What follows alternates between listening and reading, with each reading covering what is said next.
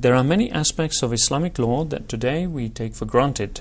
Diving into the subject, we can appreciate the intricate nature with which many issues of Islamic law were considered.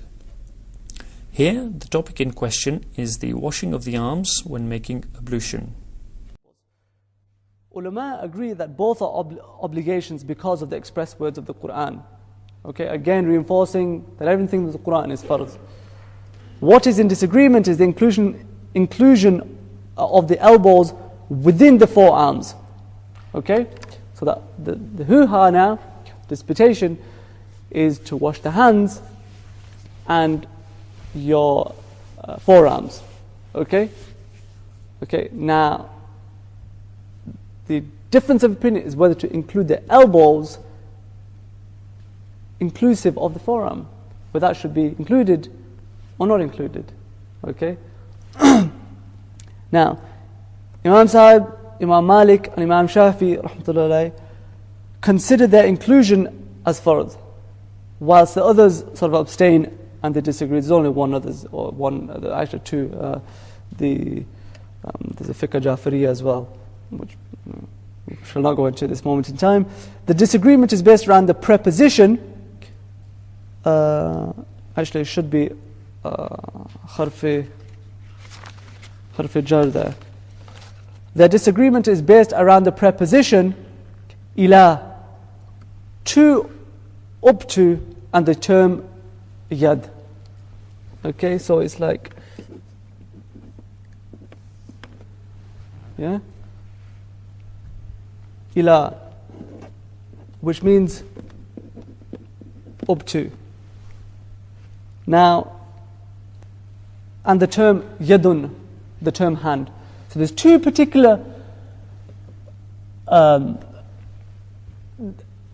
keywords that this difference of opinion centers around. First is ila, which means up to, whether it means including or not, we shall see in a minute.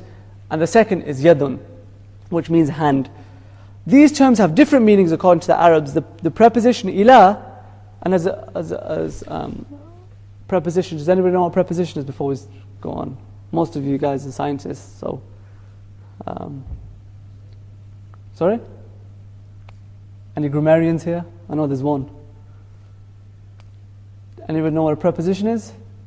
It's an adjoining word, literally, like and which adjoins one particular word onto another.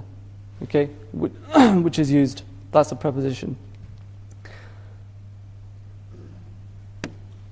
Okay, right. The preposition ila sometimes has the meaning of limit, right?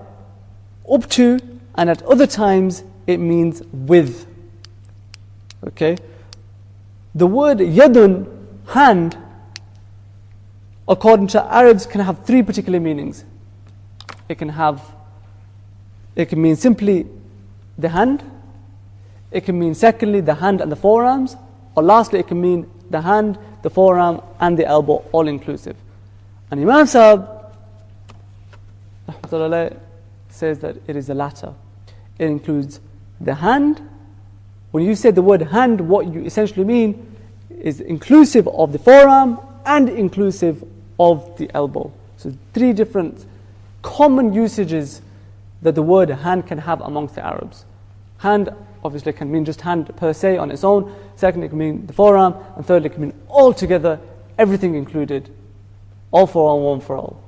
Okay? Everything included. Those who did not consider... Okay, Imam Sahib was of the opinion that the hand meant the hand, forearm and the upper arm. And so interpreted ila to mean with. Therefore including the elbow within the arm. Right, okay, let me explain to this in easy words. Imam Sahib rahmatullah says, the word hand means the arm and the elbow.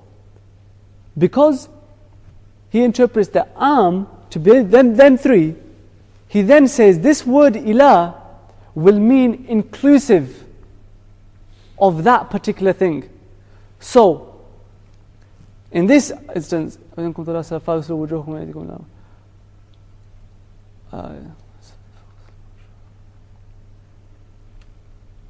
فَاغْسِلُوا وُجُوهَكُمْ وَأَيْدِيَكُمْ إِلَى الْمَرَافِقِ. Wash your face. فَاغْسِلُوا وُجُوهَ وَأَيْدِيَكُمْ إِلَى مَرَافِقِ. The word إِلَى. So, فَاغْسِلُوا أَيْدِيَكُمْ, wash your hands. And he interprets the hand to mean all three. And then the next word, إِلَى الْمَرَافِقِ, the word إِلَى, which is here, he includes to be, he interprets to mean inclusive, okay, of the next thing that is to be mentioned. And the next thing that is to be mentioned is mirfakun, is the elbow. So,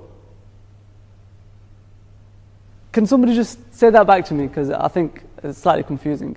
Anybody, just tell me what they've understood by that.